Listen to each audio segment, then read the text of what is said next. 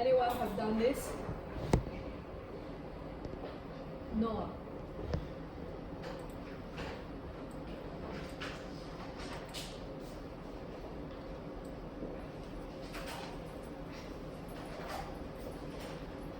Okay, if you feel like you couldn't finish my required task, okay, you better come to the clinic.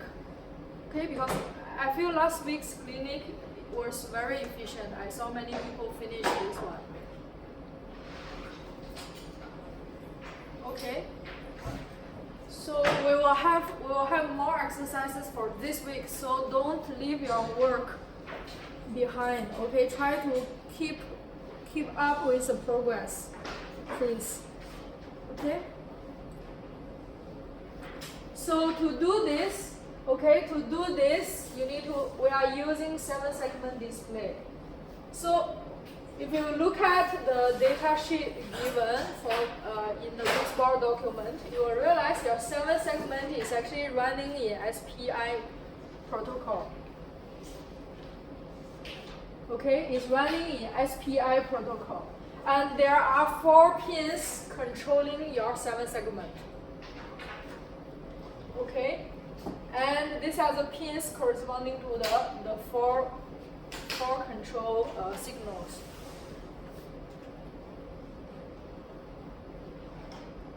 So how SPI works is, okay, so different with your GPIO. Okay, remember your GPIO, you have one pin, let's say P1.31 in your LPC. And you have a push button. It's basically sending the signal to this particular pin. This is your SW4. Okay, so see, this particular pin is specifically for your SW4. And if you have other GPIO devices, each device is controlled by one of the pin. Okay, so they are one-to-one correspondence.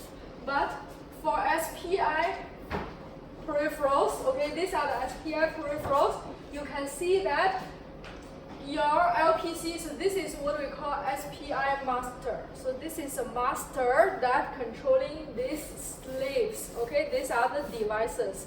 So for this case, here is your LPC.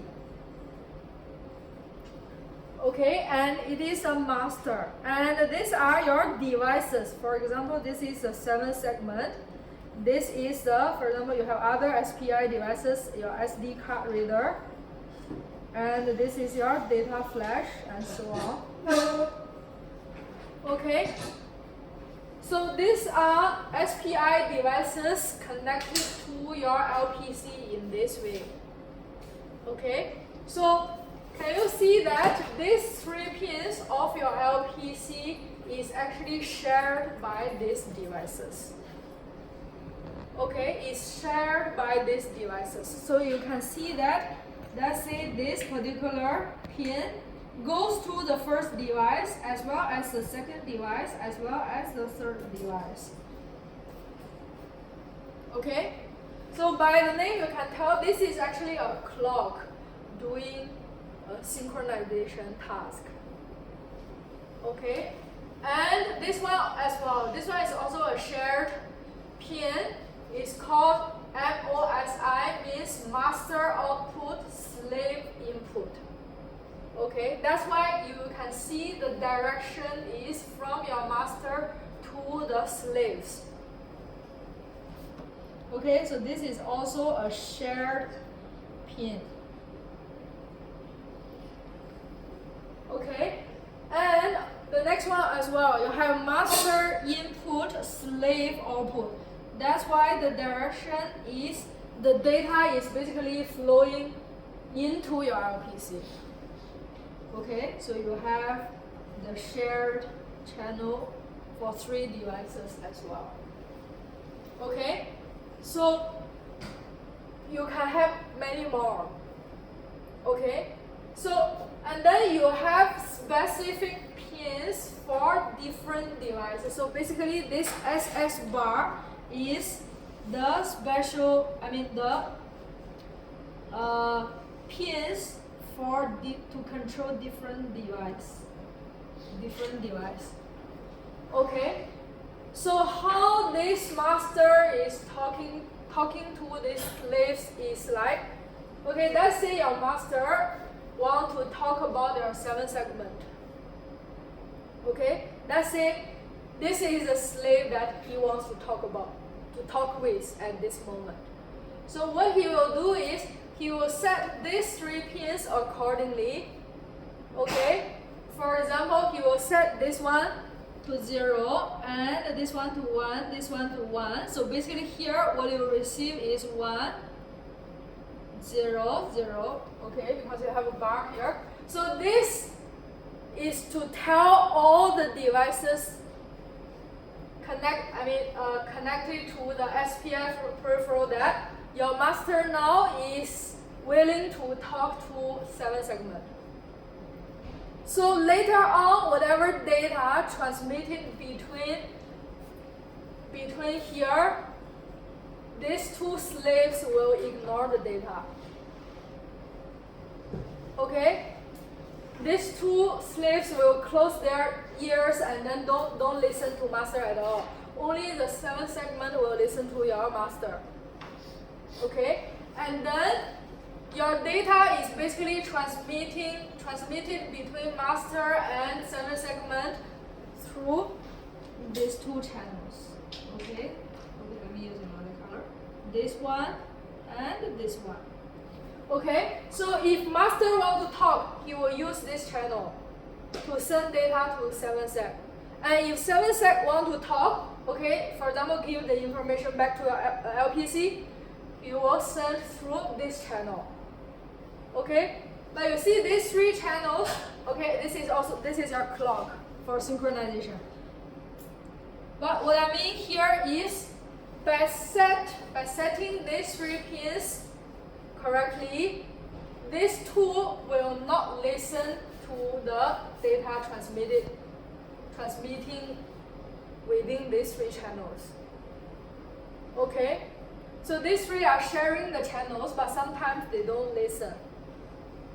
Okay, so this is how your SPI peripheral works.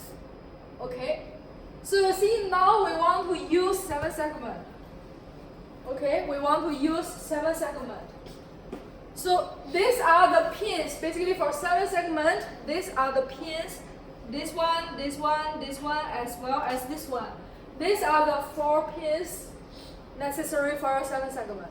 Okay, so for your step 2, okay, remember in the first class we do step 1 is the jumper setting, right? And step 2 is we call software setup. It's basically your pin configuration, pin cell. You need to set the corresponding pins to the correct mode. Okay, so these are the pins you need to set at step 2. Okay, for example, for this one, okay, so here,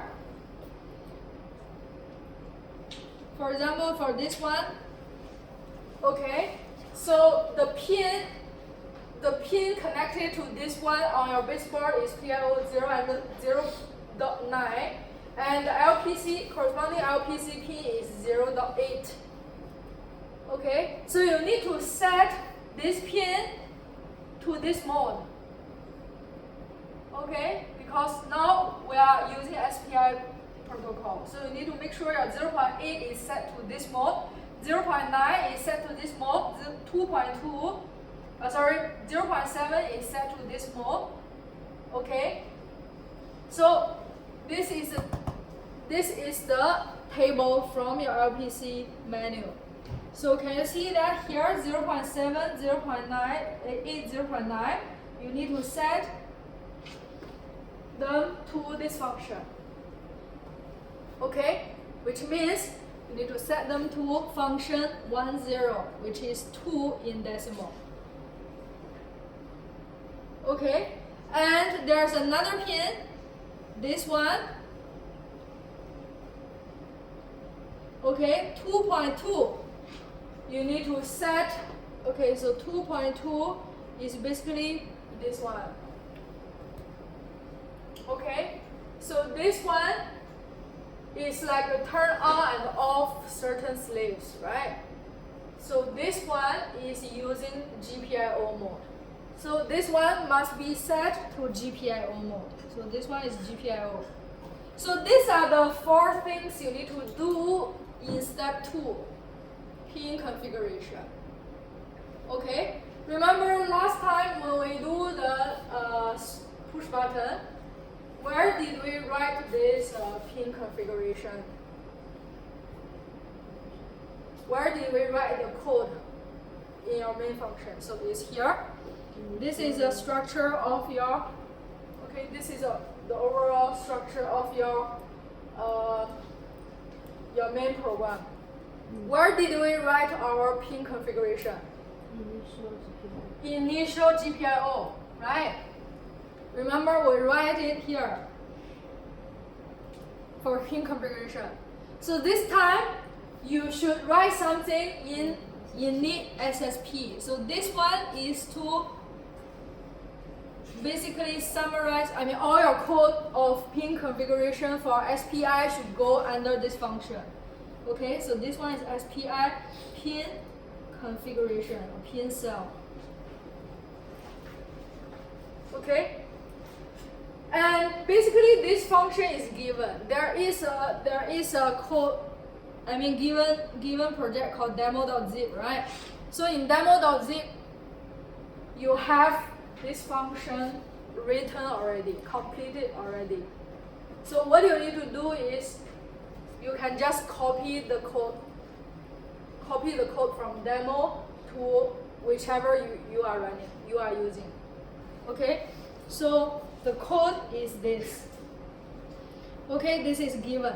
Can you see that? You are setting 0.7, 0.8, 0.9 to this mode, and SSEL used as GPIO. So this is the code.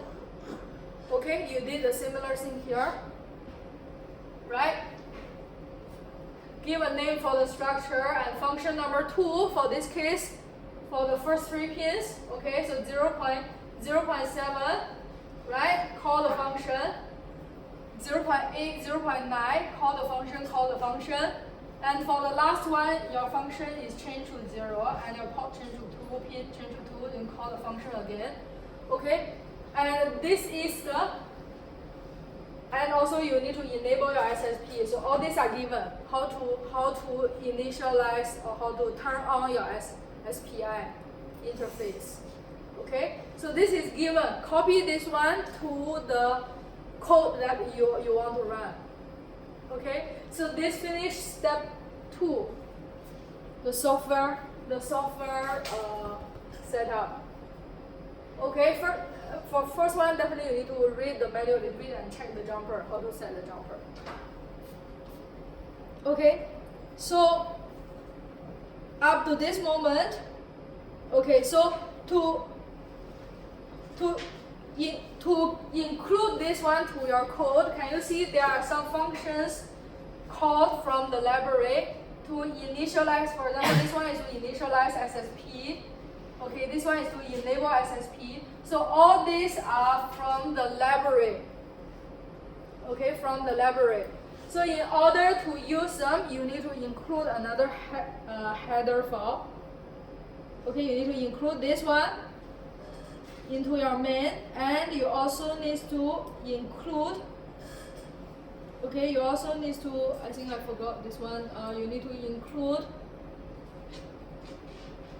you also need to include the header file, which is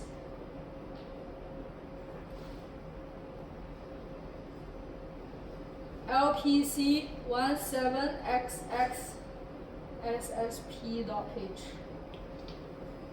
Okay, if you don't include this header file, the previous functions will not be recognized. These functions will not be recognized. Okay, so these are the things you need to do for step 2. And after that, you are now be able to use the 7-segment. Write your own program to use the 7-segment. To to use the 7 segment, if you are using the functions given, you need to include the LED 7sec.h. Okay, this is in the EA base bar library. Okay, so if I show you the code, okay, so this is my EA base bar source. The source, maybe see the header first.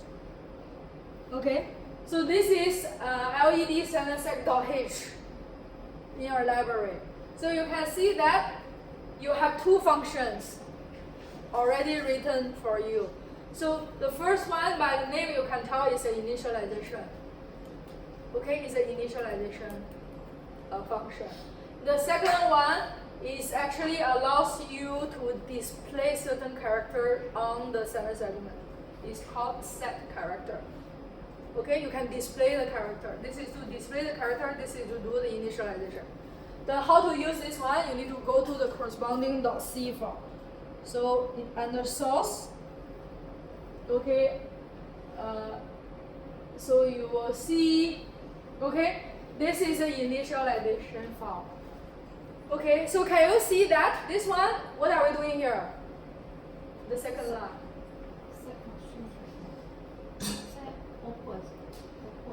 There is one pin using GPIO mode, remember? P2.2. Right? I said there are four pins used for 7 segment, and 3 of them are set to function 2, and 1 of them is set to function 0, which is in GPIO mode. Okay, and this one is set to the direction. Okay, so what is the direction? Output. Right, it's 1 here, so it's output. So this is to set the direction. And it's to, okay, this one most probably is to turn off the LED at the beginning. Okay, so this is initialization. So go down, you have this function. Okay, is to draw a character on the 7 segment display. You can use this function to display the character. Okay, the function is given, so your task is to learn how to use it. Okay, so to use it, okay, you have 2 parameters you need to pass in. Okay, there's no return. Okay, and you have 2 parameters you need to pass into the function. The first one is ch. Right here, what is ch?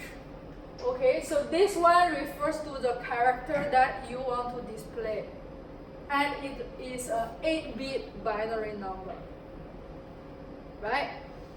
This is what you know from the header here. And the second one is called raw mode. So right here, okay?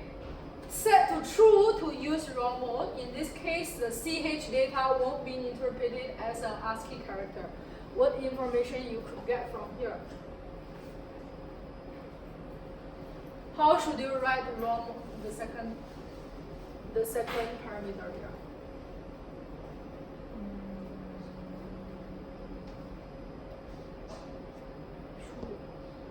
You can write true, right? You can write true. See here, set to true to do something, right? You can write true here. Also means you can write false. Okay, so this is a mode. It's a raw mode. You can either turn it on if you write true, or you can turn it off. You are not using raw mode if you put false here. Okay, so there are 2 ways to use this function. Either you can use true or false. Okay, and right here, if you are using true, this case, the ch data, which is your first parameter, will not be interpreted as an ASCII character.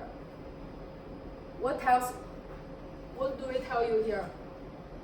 Meaning that we need to set false. If you set this one to false, you can use ASCII for the first parameter. That's the information you can get from here, right? You all know what ASCII code is, right? What is ASCII? So if you Google it,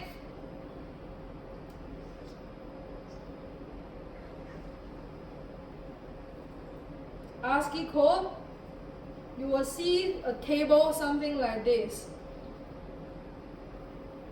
Okay, you will see a table something like this. For example, for character A, okay, for example, for Y, okay, for U, okay, for U. So the ASCII code for U is actually 65 if we are using decimal, right? This is decimal. And if you are using hexadecimal, it's 55. Okay? So now if I want to display U on my 7 segment, how should I write?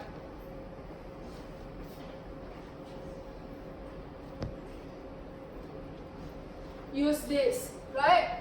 I should call this function in my main function, right? So LED 7 set character. What's the first parameter? If let's say I want to display U, and you know that for the ASCII for U is 65 or hexadecimal 55. How to write here? Firstly, you need to decide which mode you want to use, right? So let's say we want to use ASCII. What should you put here? False. Okay? What should you put here? 65. Or 0xFF. You see this one? 8-bit. Right? Our parameter here also 8-bit. Okay? So this is how you display U on the 7 segment. So most probably what you are going to see is you will see something like this. I don't know, maybe. Or maybe like this, I don't know. But let's say you see to use if you are not using the raw mode, means if raw mode there is false, you have the limitation. Because you can only display the characters or letters. If let's say I want you to display this one, I want you to display this on the 7 seg. You see, you cannot use this mode because this is not a character at all. Okay? So for this case, you should use true mode. Okay? Then if you are using true here, this one is not ASCII. Okay? So what should you put here is, can you see that the first parameter, as I said, is an unsigned integer 8-bit, right? 8-bit. You have 8-bit for your first parameter. You have 8-bit. And here, can you see your 7 segment is actually 8 LEDs. You have A, B, C, D, E, F, G, D, P. Totally 8 LEDs. Right? So you see, raw mode, if raw mode equal to true, you can actually use each of the bit here to decide whether you want to turn on certain LED or not. Okay? So for the false mode, someone is already created the map between the LEDs and these numbers, these ASCII numbers. But if someone did some work for you and you work continuously on that, you don't have the full control of everything. You rely on the previous people. But if you are using this one, basically you are controlling each LEDs by these bits by yourself. Okay? So if these are the information I shared with you, if you want to use this mode, what should you know here? If I'm telling you that this 8 bits is controlling these 8 LEDs, what do you need to figure out in order to use this correctly. Individual ABCD, what's the number? Yeah, you need to know which bit is controlling which LED. Right? For example, this one is controlling which LED of them. Okay? And another one. Okay, let's say, for example, let's say this one is for DP. I want to turn on DP, how to write here? You see, you have another thing to determine. You need to know whether 1 or 0 is to turn on this guy. Okay, I don't know about that. You either figure out by trial and error, or you look up the schematic and figure out. Okay? So this is the way you display something on the 7th segment. And this is supposed to be done by last week.